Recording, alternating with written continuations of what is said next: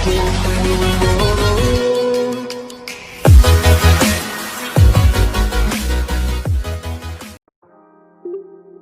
сайн байцгаана уу? Та бүхэнд энэ өдрийн мэндийг хүргэе. За энэ удаагийн бичлэгээр шагааны гэмтлийн талаар түүнээс одоо хэрхэн урьдчилан сэргийлэх талаар үзэх болно. За хөл шагааны гэмтэл нь спорт тэр дундаа гүүл теннис, хөл бөмбөг, сагсан бөмбөг түгээмэл тохиолддог юм байна.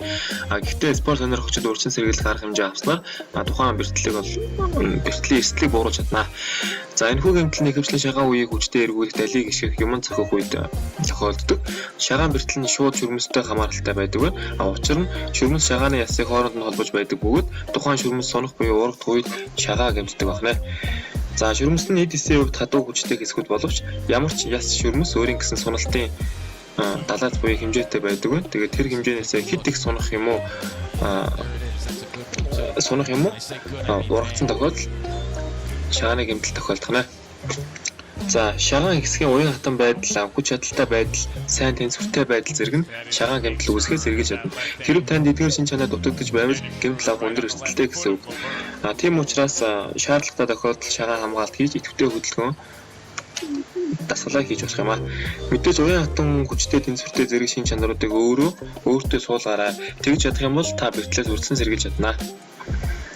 За тэгвэл бид шагаан гэмтлээс урьдчилан сэргийлэх тулд яах ёстой юм бэ? Нэгдүгээр дасгал хийхээс өмнө болон дараа заавал шагаан үеэр сонголт хийх, хоёрдугаар шагаагаа эргүүлэн булчингаа бэхжүүлдэг, тусгай дасгал хийх, гуравдугаар тэнцвэрийг сайжруулахын тулд бас мөн тусгай дасгал хийх шаардлагатай. Дөрөвдүгээр өмнө шагааны асуудалтай байсан бол эдгэрэх хүртэл хамгаалалт зүүх шаардлагатай. За ингээд та бүхэндээ хэдэн дасгал зааж өгье. Нэгдүгээр дасгал бол дасгал хийхээс өмнө болон дараа нь үргэлж шагаагаа сунгаж яана гэж түрүүнд дурдсан. За тэгээ энэхүү дасгалыг хийж хам ширээ эсвэл хам хэрэг болно. За тэгээ зургандаа харагдаж байгаачлан хан тул зогсон. Ард хөл чулуун, урд хөлөө өвдгөний үеэр хагас нуугсан байдалтай байна. За тэгээд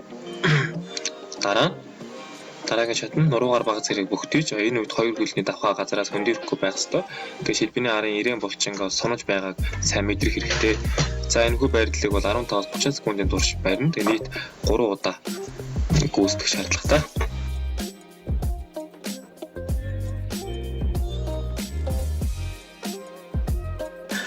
За хоёр дахь дасгал бол сандал дээр суух хэрэгтэй. Тэгээ энэ даслыг хийхэд танд эрзээ хэрэг болно.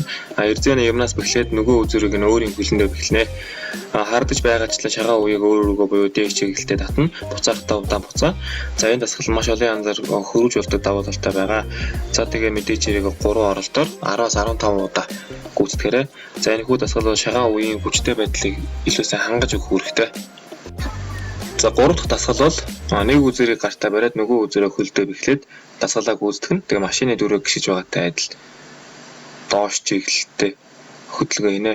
За мэдээж хэрэг дээш буцахтаа удаанаар буцаана. За мөн адил шагаан үедээ эсэргүүцэл үзүүлж хүч чадал уян хатныг нэмэгдүүлэх ажил бүгдэлтэй. Тэгээд хоёр хөлөндөө ээжлээд 10-аас 15 удаа 3 оролдоор гүйцэтгэрэй. За дөрөв дасгал бол шилбэний арын булчин чангалах замаар шагаан үеийн хүчтэй байдлыг сайжруулж болно. Мэдээж хүчтэй үе гэмтэх нь бага шүү дээ. Хоёр хөлнөөс зэрэг дасгалыг гүйцэтгэн. Тэгээд дараа нэг хөл дээрээ ээлж дасгалыг бас гүйцэтгэж болно. За биеийн жингээ дээш өргөж буй учраас шагаан үеинд маш их ачааллыг хочдог. Шагаан үе хүчтэй болно гэсэн үг ээ. За тэгээ мэдээж хэрэг тооны хувьд гэх юм бол 20-с 25 тоогоор 3 оролдоор гүйцэтгэрэй.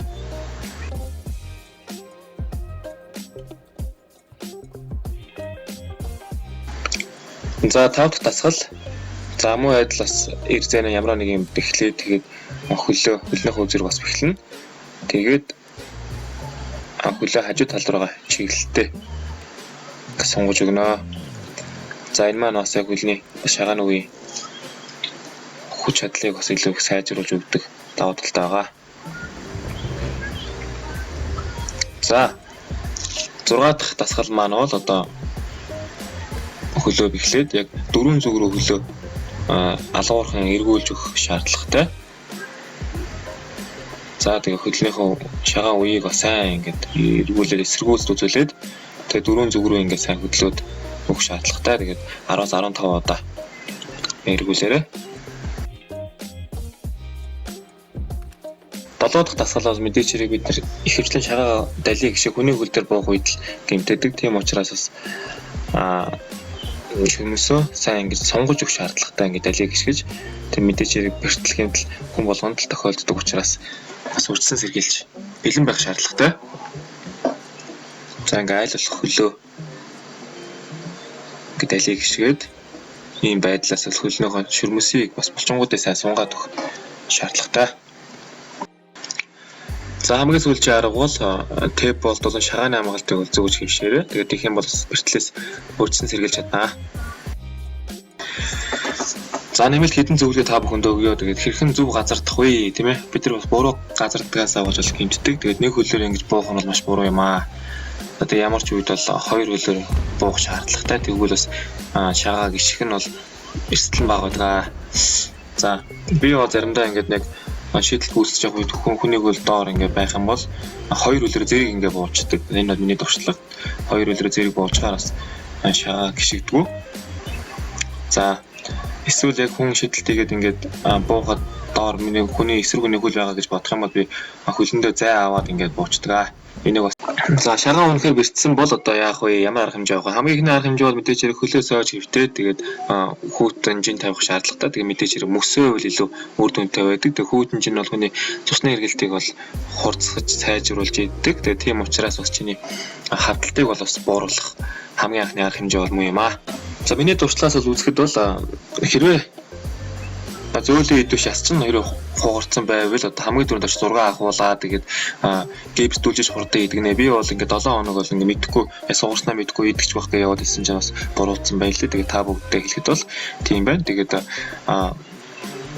мэдээж хэрэг хөнгөн зэргийн гэмтэл бол нэг 3-4 хоноод идэгчдэг бол одоо ясны гэмтэл бол мэдээж хэрэг маш их удаан хугацаанд гам барьж идэгдэг юм байна.